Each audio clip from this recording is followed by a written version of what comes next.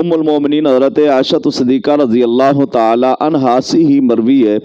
فرماتی ہیں کہ نبی پاک صلی اللہ تعالی علیہ وبارک وسلم کا یہ معمول مبارک تھا، اذا دخل العشر الاواخر من رمضان احیا اللیل، جب نبی پاک صلی اللہ تعالی علیہ وبارک وسلم رمضان مبارک کا آخری عشرہ آتا تو حضور علیہ الصلوۃ والسلام اس کی راتوں کو خوب بیدار رہتے، وایقظ اہلہ، اور اپنے گھر والوں کو جگاتے، وجد وشزر المئزر،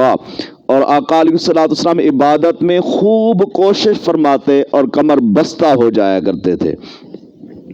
اسی طریقے سے نبی پاک صلی اللہ تعالی علیہ وبارک وسلم کی زوجہ محترمہ حضرت عائشہ صدیقہ رضی اللہ تعالی عنہا حضور کا عمل مبارک بیان کرتی ہیں کہ آقا علیہ الصلوۃ والسلام کا یہ معمول مبارک تھا، یجتہد فی رمضان ما لا یجتہد فی غیرہ،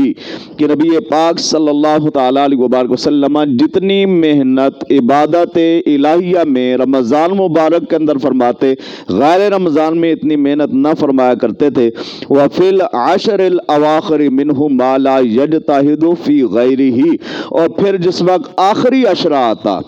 جتنی محنت حضور آخری عشرے کے اندر عبادات کرنے میں فرمایا کرتے، اتنا باقی جو پہلے 2 عشرے ہیں ان میں اتنی محنت نہ فرمایا کرتے تھے۔